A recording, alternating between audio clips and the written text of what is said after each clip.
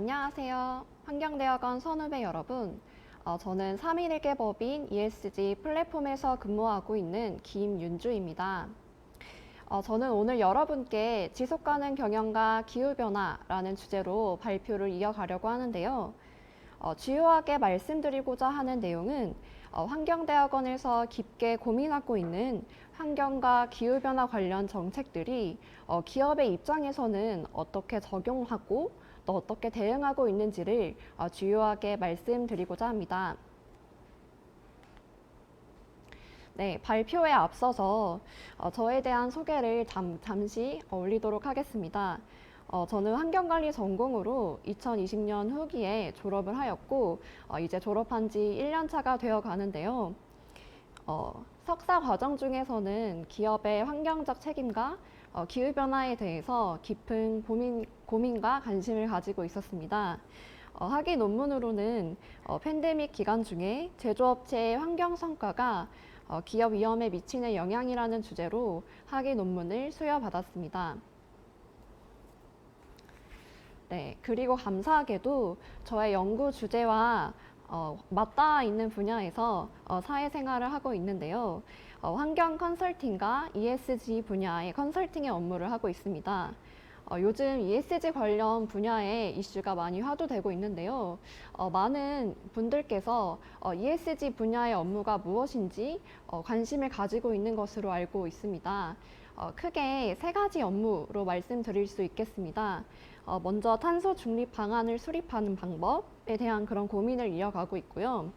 또 지속가능 경영 보고서를 작성하는 것, 그리고 글로벌 이니셔티브, 그리고 ESG 평가 기관의 대응, 이렇게 큰 세 가지 카테고리로 ESG 관련 업무가 진행되고 있다라고 이해해 주시면 좋을 것 같습니다.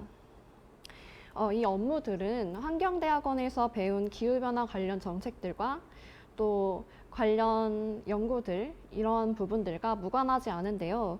환경대학원에서는 환경과 기후변화에 대한 대응하기 위한 제도와 정책들에 대해서 연구하고 있습니다. 이러한 환경 정책들에 대응하기 위해서 기업이 어떻게 대응하고 있는지 차례차례로 설명드리도록 하겠습니다.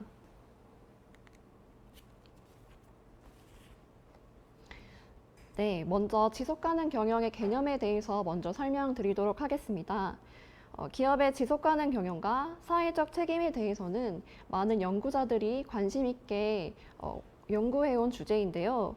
기업은 사회의 구성원으로서 책임 있는 역할을 수행해야 하고 또 기업은 경제적, 환경적, 사회적 책임을 가지고 또 이들은 비계층적으로 상호 연관되어 있다는 연구 논문들이 많이 연구되고 있습니다.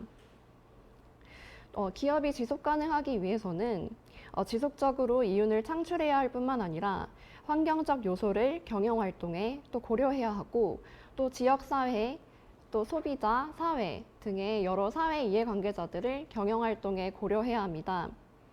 저는 이 중에서도 환경대학원에서 기업의 환경적 책임에 대해서 깊게 고민할 수 있었습니다. 최근에는 기업이 환경적 책임을 이행하기 위한 그런 연구들 그리고 움직임이 활발해지고 있는데요.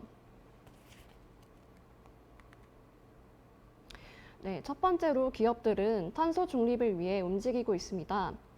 여러분도 아시다시피 국제사회는 파리 협약에 따라 국가에서 발생하는 탄소 배출량 감축을 목표하고 있습니다. 저희 환경대학원에서도 관련 수업에서 국가별 NDC 그리고 정책을 공부했었던 기억이 있습니다. 기업에서도 생산 활동 내 발생하는 온실가스를 감축해야 할 필요가 있고 이를 위해서 환경시설에 투자하고 탄소 배출량을 저감하기 위한 방안을 모색하고 있습니다.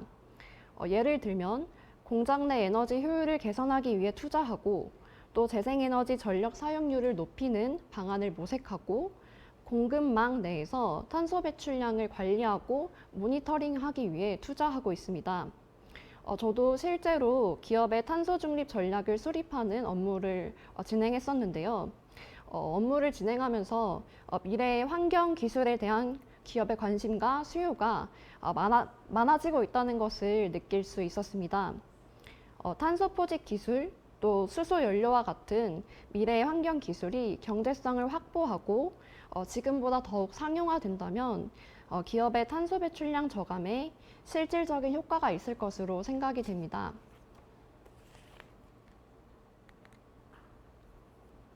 네, 두 번째로는 기업의 지속가능 경영 보고서 작성과 비재무 정보의 공시가 중요해지고 있습니다.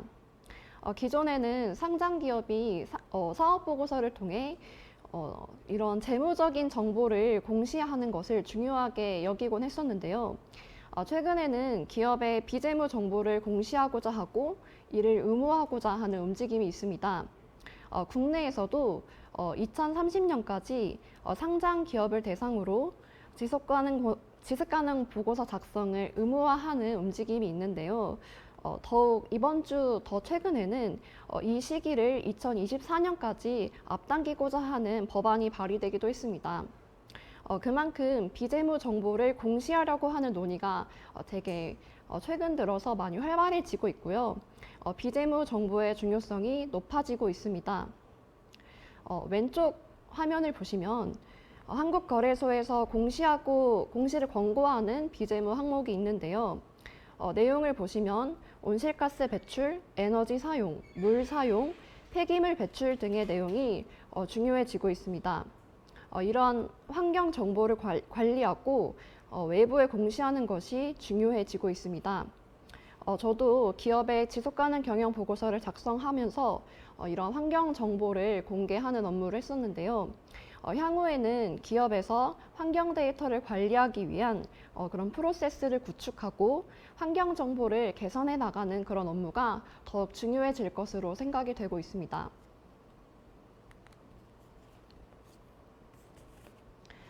네, 마지막으로 글로벌 ESG 평가 기관에 대응하는 것이 중요해지고 있습니다.